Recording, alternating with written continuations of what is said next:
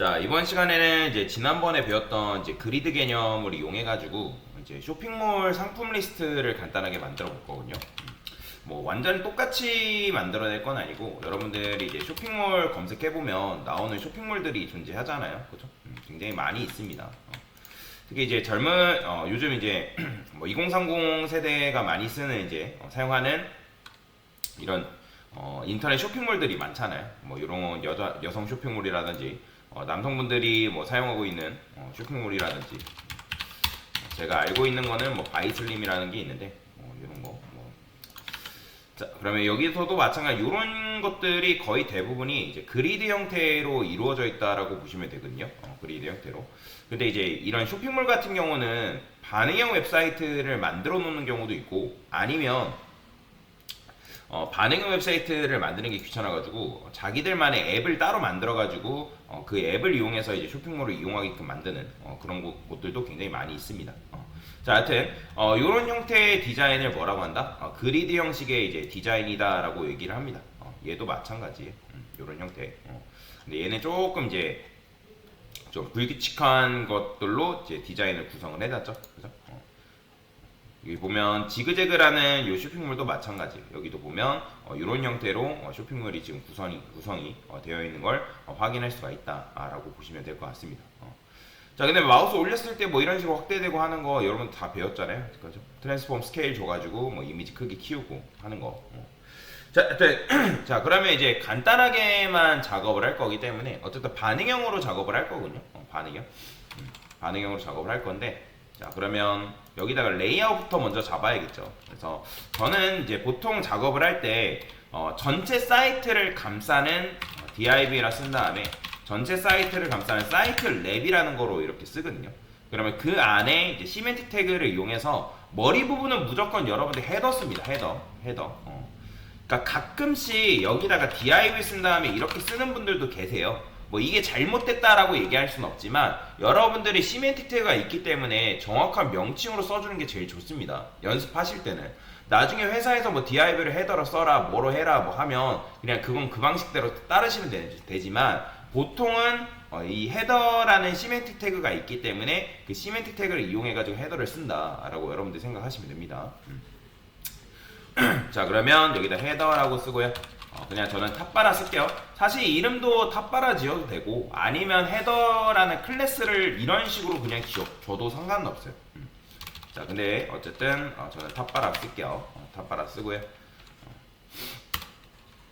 자, 그 다음에 저는 이 탑바라는 녀석한테 비지 화이트라고 쓸 거예요. 근데 이제 비지 레드 300 일단 칠해볼 건데 안 나오죠. 그죠? 여기다 높이를 부여할 건데 H25 정도만 이렇게 부여를 해볼게요. 그러면 어떻게 나오냐면 한 요 정도 나오는 거예요. 요 정도. 여기 보면 테일인드 같은 경우는 기본적으로 이제 REM으로 작업이 되어 있기 때문에 나중에 여러분들이 ASML의 폰트 사이즈만 바꿔도 얘네들이 사이트가 알아서 화면에 따라서 줄어드는 걸 여러분들이 볼 수가 있다라고 보시면 됩니다. 아니면 VH를 이용해서 작업하는 것도 있습니다. 그러면 제가 이제 VW로 작업했을 때는 그럴 때는 클램프를 이제 반드시 거의 이용해야 된다라고 말씀드렸죠. 왜냐면 이제 최저값, 그 다음에 최대값을 이용해가지고 여러분들이 그 사이즈에 맞춰서 줄어들게끔 조정을 해줘야 되기 때문에 그러면 조금 더 유연한 반응형을 할 수가 있다. 그거는 이제 여러분들 근데 대신에 VW를 하게 되면 일일이 사이즈를 하나하나 체크를 해야 되기 때문에 조금 시간이 오래 걸릴 수 있어요. 자, 그렇기 때문에 저는 조금 직관적인 REM이 좀 낫다라고 보거든요. 그러니까 이미지나 어떤 화면에 따라서 자체적으로 그러니까 유연하게 줄어들어야 된다. 그러니까 마치 이미지처럼 그런 식으로 비율대로 줄어들겠다 하면 VW를 쓰는 게 좋고 그게 아니다. 어차피 그냥 화면에 따라서만 보여주면 된다 하면 REM을 써도 상관없습니다. 왜냐면 REM이 조금 더 직관적일 수 있기 때문에. 자, 그러면 어쨌든 H25 이제 요거는 H1이 4픽셀을 했잖아요. 4픽셀. 그죠? 그러니까 4, 5, 20, 4에 100이라 보시면 돼요. 100이다. 뭐 20주면 이거는 이제 80픽셀로 여러분들이 볼 수가 있겠죠. H20. 저는 그냥 100으로 잡고 할게요. 100으로 잡고. 자, 그 다음에 여기다가 H1 이런 식으로 써서 자, 저는 뭐라고 쓸 거냐면 클래스라고 쓰고요. 클래스 여기다가 헤더 타이틀이라고 쓸 거예요. 헤더 타이틀. 헤더 타입. 그러니까 헤더의 머리 부분이다 라고 쓰는 거죠. 상품 리스트 여기서 뭐가 있을까? 그냥 이름은 그냥 비슷하게 해볼까요? 지그재그 뭐 상품 리스트 뭐 이런 식으로 뭐 막상 떠오르는 텍스트가 없어가지고 그냥 이렇게 했습니다. 자, 그러면 글자가 이렇게 나오겠죠. 근데 이제 이거 여러분들 이렇게 열어보면 지금 탑바 얘가 가지고 있는 다시 근데 지금 여기 보면 제가 컨테이너를 안 썼죠. 그래서 컨테이너를 좀 써줄 건데 div라 쓴 다음에 div라 쓰고, 자, 컨테이너 이렇게 쓰면 이거는 테일윈드가 가지고 있는 컨테이너 문법이기 때문에 컨이라 쓰실 거예요. 컨.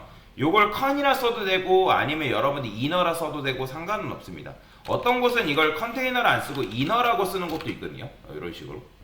그래서 이너라고 쓴다고 하면 그냥 이너라고 이렇게 여러분들이 써도 상관은 없습니다. 아니면 이걸 랩이라고 해가지고 뭐 탑바 랩, 탑바 뭐 이런 식으로 쓰는 것도 있는데 뭐 그렇게 해도 되고 상관은 없습니다. 자, 이름이 중요한 건 아니고, 그러니까 얘가 어떤 역할을 하는지가 중요한 거예요, 여러분들. 그러니까 이게 이름을 너무 신경 쓰는데 이름 자체가 중요한 게 아니라 이 녀석의 역할이 뭐냐. 안쪽을 뭔가 감쌀 때 쓰는구나.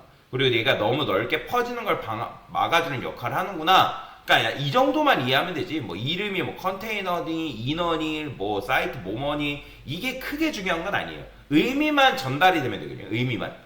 이게 어떤 역할이다라고 해가지고 그 맥락만 여러분들이 이해할 수 있으면 상관이 없는 거예요. 자, 그러면 여기다가 이제 컨테이너라고 썼고, 자, 부모의 높이를 받아올 거는 BG 블루 300. 그러면 여기다가 높이 받아오려면 뭘 써야 돼요? H풀 써줘야겠죠. 맞아. 자, 그럼 부모 높이 받아올 수는 있는데 지금 얘도 마찬가지로 뭐 너비가 있는 건 아니에요. 근데 저는 여기다가 살짝 뭘 줄 거냐면 패딩을 부여할 거예요. 패딩. 패딩을 px라고 해서 여기다가 1.5 rem 해가지고 이런 식으로 진모드 써서 살짝 주는 거죠.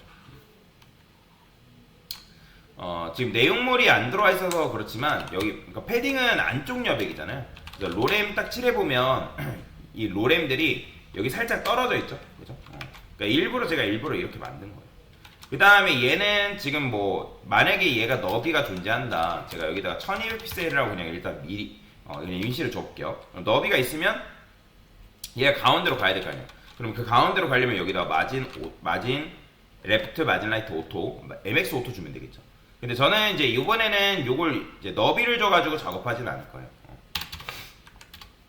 그러니까 너비를 줘도 상관없어요. 너비를 줘가지고 작업을 해도 상관없다. 패딩 같은 경우는 제가 여기다가 어차피 컨테이너를 다른 데서도 쓸 거기 때문에 이거는 이렇게 쓸게요. 여기다가 라이브러리 클래스다 라고 이렇게 써주고요. 라이브러리 클래스, 그 다음에 컨이라 쓴 다음에 얘는 그냥 패딩만. 자, 패딩 인라인이라 쓸게요. 패딩 인라인이라 쓰고 여기다가 2.5 rem이라 쓸게요. 자, 그 다음 마진형 오토도 마찬가지예요. 이것도 그냥 마진 인라인으로 갈까요? 마진 인라인이다. 오토. 어차피 레프트 라이트만 주면 되니까. 그러면 MX 오토 지우고요. 그러면 컨테이너만 깔끔하게 반영해주면 되겠죠. 그렇죠? 이런 식으로 써주면 됩니다. 자, 그 다음에 이제 여기다가 저는 플렉스 줘도 되고, 플렉스 줄게요. 플렉스 주고 아까 말씀드린 H1, 그 다음에 지그재그 쇼핑몰. 네, 지그재그 쇼핑몰을 쓸게요. 그 다음에 글자 크기는 적당하게 크게 키울까요? 여기다가 헤더 타이틀이다 이렇게 써주면 되고요. 그 다음에 텍스트는 이거는 여러분들이 원하는 사이즈 써주면 되는데 3rem 이렇게 써볼게요. 3rem 아니면 2.5rem 얘도 마찬가지죠. 자, 그러면 요 정도 크기 2.7이라 쓸게요. 자, 이렇게 크게 키우고, 그 다음에 얘도 여기서 얘가 플렉스이기 때문에 얘 높이를 얘가 물려받은 상태거든요. BG 블루 307 해보면 간격이 나오잖아요. 그죠? 간격이. 자, 그러면 이제 요 녀석 자체를 여기 가운데로 보내겠다라고 하면 뭐가 있냐면 여기다가 여러분들이 온라인 아이템즈 센터 주고 뭐 저스파이 컨텐츠 뭐 센터 뭐 이렇게 줘도 되고, 아니면 여기다가 뭘 쓰면 되냐면 셀프 자, 셀프 센터라고 쓰게 되면 이거 셀프 센터는 그냥 뭐예요? 이거는 그냥 부모가 준 거 안에서 이제 수직 정렬 되는 거고, 그죠? 셀프 센터를 이렇게 주면, 그러니까 자기 스스로 정렬이 되는 거예요. 그러니까 수직 정렬이.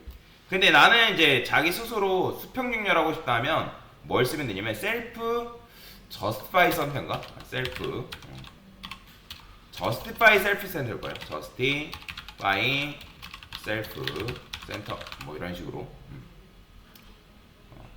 문법이 이건가? 갑자기 기억이 안 나네요. 테일인드 치트시트 들어가 볼게요. 여기다가 얘 말고 여기다가 자, 셀프라고 검색을 해볼게요. 셀프. justify 셀프 있네요. justify 셀프 센터. justify 셀프 센터. 그죠? 얘가 지금 이제 셀프 센터가 안 될 수밖에 없는 이유가 뭐냐면 너비가 없어서 그래요. 너비가. 그러니까 그러면 얘한테 물론 여러분들이 너비 100% 해가지고 너비 풀 뭐 이렇게 줘서 주어진 공간 안에 있다고 하면 뭐 정렬이 될 수 있겠지만 근데 저는 여기다가 이렇게 안 쓰고 요것도 마찬가지예요. 셀프 센터 굳이 이렇게 주지 마시고 그냥 얘한테 아이템즈 센터 주세요. 차라리 이게 나을 수 있어요. 센터 주시고 그러면 이제 수직 정렬 되죠. justify 센터 이런 식으로 주면 가운데로 이렇게 정렬이 되는 거죠. 그렇죠? 그러니까 수평 정렬 시킨 거예요. 수평 정렬. 그 다음에 여기다가 이제 폰트 텍스트 폰트 볼드라고 쓰고요. 글씨 굵기 좀 설정 좀 해줄게요. 자, 그러면 이런 식으로 나오겠죠. 자, 그러면 이제 비지블루 필요 없고 그 다음에 비지레드도 필요 없어요. 살짝 뭔가 밋밋할 수 있는데 밋밋할 수 있는 여기다가 뭐 이런 것도 넣어주면 되겠죠. 자, 일단 이제 넣기 전에 이 컨테이너 말고 이 탑바라는 녀석한테 뭘 줄 거냐면 그림자를 조금 부여할 거예요. 그림자. 그러면 여기다가 커스텀 이렇게 써주고요. 자, 여기 탑바라는 이 녀석한테 박스 섀도우를 여러분들이 부여할 수 있겠죠. 박스 섀도우를 밑으로 내려오게끔 할 거기 때문에 이제 뭐예요? 얘는 이제 밑으로 0을 주고요. 한 3픽셀, 그 다음에 4픽셀 RGB에 있어서 0,0,0,0.3 정도 줘볼게요. 자, 그러면 그림자 나왔죠? 그렇죠? 그러니까 뭔가 살짝 입체적인 효과를 부여하는 듯한 느낌을 여러분들이 부여할 수가 있다라고 보시면 될 것 같아요. 자, 그 다음에 실제 쇼핑몰 같은 경우는 이제 메뉴가 있는데 저는 이제 메뉴를 우측에다가 이렇게 집어넣을 거예요. 그래서 여기다가 세팅 들어가면 여러분들 폰트 어썸 있죠? 그죠? 이 폰트 어썸 들어가신 다음에 요거 그대로 가져와요. 그 다음에 여기서 링크 탭. 자, 지금 이거는 폰트 어썸 불러오기 한 거예요. 폰트 어썸 불러오기. 자, 그러면 저는 여기다가 이제 몇 개를 조금 더 추가를 할 건데 폰트 어썸 아이콘스 들어가서 자, 여기 바스 이렇게 해가지고 여러분들 선택하면 여기 나오죠. 바 요거 하나 불러올 거예요. 자, 그 다음 그러면 여기다가 H1 뭐 이런 식으로 되어 있는데 사실 뭐 얘 따지고 보면 얘가 로고가 되는 거거든요. 헤더 타이틀 뭐 해가지고 되는 건데 헤더 로고라고 이름을 좀 바꿀게요. 일단 로고, 헤더 로고. 일단 로고 박스를 합시다. 로고 박스라 쓰고요. 요거 H1이 아니라 div를 좀 바꿀게요. 제가. 그 다음에 A 탭 써서 얘가 이제 뭐예요? 지그재그 쇼핑몰에서 클래스 로고가 되는 거죠. 왜냐면 로고라는 거는 클릭하는 요소잖아요. 그렇죠?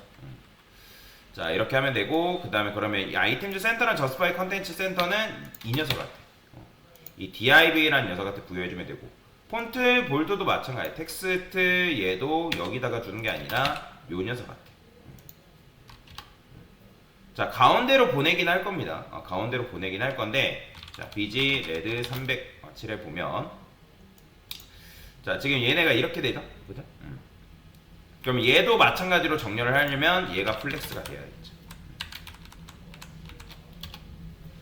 근데 지금 보면 가운데로 안 가는데 가운데로 안 가도 상관없어요. 왜냐면 지금 제가 이걸 가운데로 보낼 게 아니거든요. 가운데로 보내긴 할 건데 다른 방식으로 가운데로 보낼 거예요. 자, 저는 여기다가 뭐라 쓸 거냐면 div라 쓰고 div를 하나 더 쓰고 얘는 뭐라 쓸까요? 클래스라고 쓰고 알림 설정